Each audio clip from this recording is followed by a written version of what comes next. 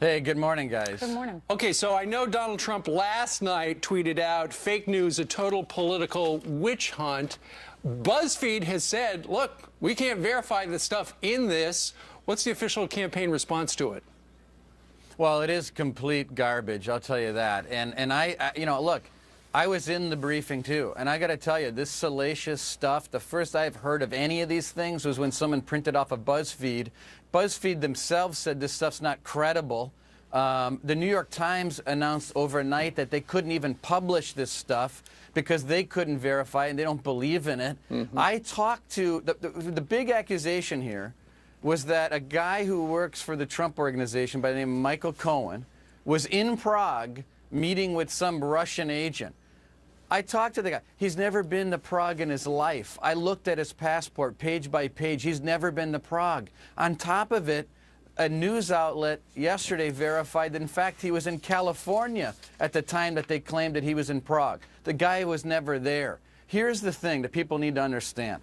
This report apparently was written by some retired UK agent who set up shop and is getting paid independently by someone in a campaign opposed to Trump to perform some sort of opposition research. This stuff is total garbage, and it's not true. These rumors have been spreading around for months because Democrats, left-wing media is trying to derail, I guess, the election. Why do you think, why would BuzzFeed and why would CNN put out these reports that are unsubstantiated and they can't name a source?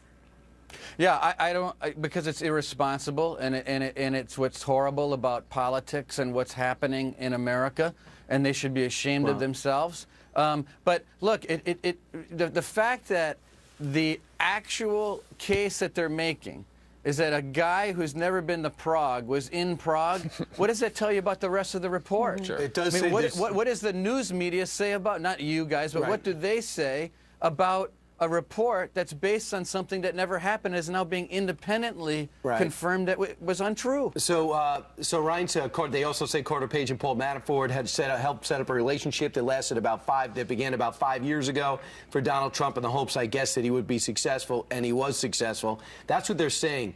But Ryan, is there a sense, for example, CNN citing multiple intelligence sources? When Donald Trump came out and said the intelligence agencies that gave us weapons of mass destruction in Iraq, is this their payback for the president-elect's statement on that, do you think?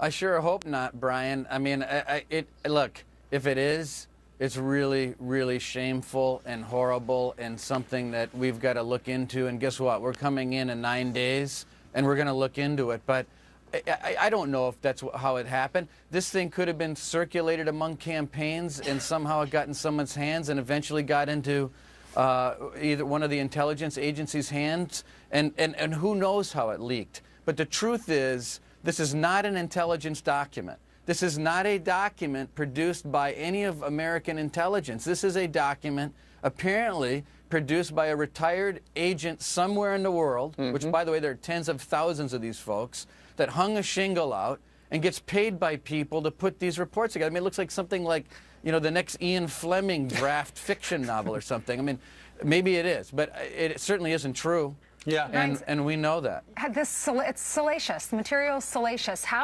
We see how he's handling it. And it's disgusting. But how's his family handling this?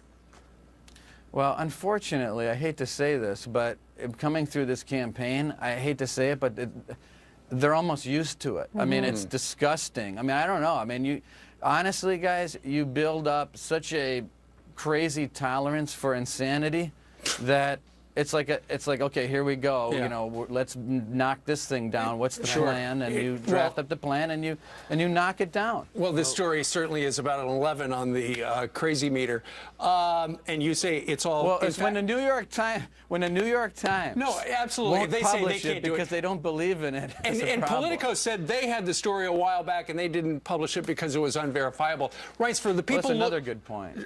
For the people looking in, though, it looks like first it was the Russia thing, then it was the recount thing. It just looks like people on the political left are throwing everything, including the kitchen sink, at this guy to delegitimize him as he takes the oath of office next Friday. Yeah, I mean, they want to embarrass us, and they want to do exactly as you say 9 days before. But look, I mean, I think the real story is, how does a document based on facts that are not real, that are clearly verifiable? I mean, either the person was in Prague or wasn't in Prague. That's not something that's easy. Either true or not. And he's never even been there. And it's not true. Yeah. And he'd never been there. So now what? So now what's the story? I think the follow-up is not keep talking about stupidity in this report. The follow-up is, how does this stuff happen in America? And how do news outlets report and break stuff that is absolutely untrue? At 11 o'clock today, we understand Donald Trump will have his first press conference. That's still on board. One of the things that is going to come out, he likes to do this, I know, with his victory tour speeches, to announce cabinet secretaries. Everyone's waiting on the VA selection. Our John Roberts is saying that could come today. Will we get a VA secretary nominee today? It could happen today. You know, I hate to do this to y'all. I don't know for sure whether we're ready for that or not. We'll figure that out in the next few hours, and you'll have to all wait and see at 11. Well, we'll be watching right here on the Fox News channel. Ryan,